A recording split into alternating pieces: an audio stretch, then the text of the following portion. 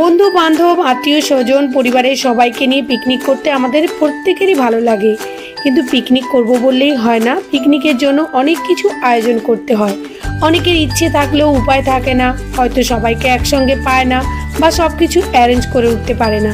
তো আজকে আমি এমন একটা জায়গায় তোমাদের সন্ধান দেব যেখানে তোমরা কোনো কিছু অ্যারেঞ্জ না করে গেলেও খুব সুন্দরভাবে পিকনিক করতে পারবে। পিকনিক মানে সারাদিন হই হুল্লোড় করে কাটিয়ে দেওয়া, আর সারাদিন যেখানে আমরা মেয়েরা থাকবো সেখানে মেয়েদের জন্য একটা ওয়াশরুমের তো ব্যবস্থা রাখতেই হয়।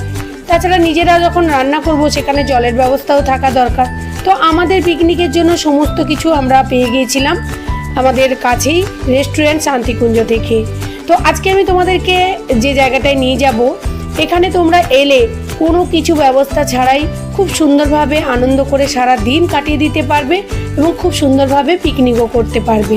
তো এটা ছিল আমাদের হলদিয়ার মহিষাদলের রাজবাড়িতে শান্তিকুঞ্জ রেস্টুরেন্ট। তো আমরা এই শান্তিকুঞ্জ রেস্টুরেন্টের কাছেই যে আমবাগানটা আছে, ওখানে পিকনিকের যা যা দরকার ছিল সব আমরা শান্তিকুঞ্জ রেস্টুরেন্ট থেকেই নিয়েছিলাম। তো এখানে তোমরা গিয়ে যদি নিজেরা রান্না করতেও যদি না চাও, তাহলে নিজেদের মনের মতো যা যা আইটেম তোমাদের দরকার এই রেস্টুরেন্টে বলে দিলে ওরা নিজেদের হাতে রান্না করে তোমাদেরকে পরিবেশন করে দেবে। আর ওখানকার পরিবেশটা কেমন ছিল চলো তোমাদের দেখিয়ে দিই। শীতকালে রোদ্দুরে বসে বেশ কিছুটা সময় আড্ডা দিতে আমাদের বেশ ভালোই লাগে, আর এইরকম খোলামেলা সুন্দর জায়গা পেলে তাহলে তো আরোই ভালো লাগে।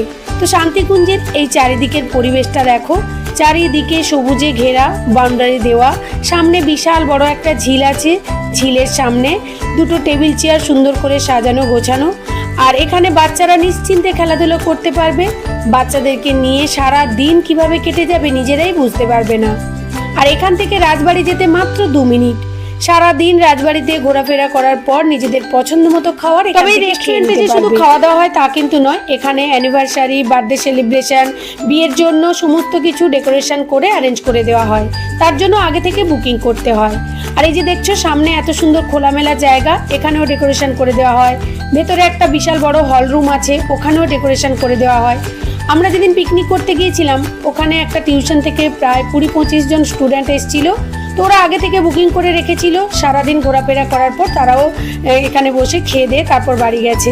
তো আগে থেকে বুকিং করে দিলে ওদের রান্নাবান্না করতে সুবিধে হয়। তোমরা যারা ভাবছো তোমাদের সঙ্গে যাওয়ার মতো কেউ নেই পিকনিকে, বা পিকনিকে অ্যারেঞ্জ করার মতো কেউ নেই, তো তোমরা এখানে বুকিং করে নিয়ে আসতে পারো, বা এসেও তোমরা খাবার দাবার পেতে পারো। তো যারা রাজবাড়ি আসবে, হলদিয়ায় মহিষাদলের রাজবাড়িতে অবশ্যই শান্তিকুঞ্জ ভিজিট করে যেও। আর এখানে আমরা প্রচুর শুটিং করেছি, প্রচুর ভিডিও ফটো করেছি। তো দেখতেই পাচ্ছ পরিবেশটা কত সুন্দর। তো অবশ্যই তোমরা এই জায়গাটা ভিজিট করে যেও। আর আমার ভিডিওটি কেমন লাগলো সেটাও কমেন্ট করে জানিও। ভালো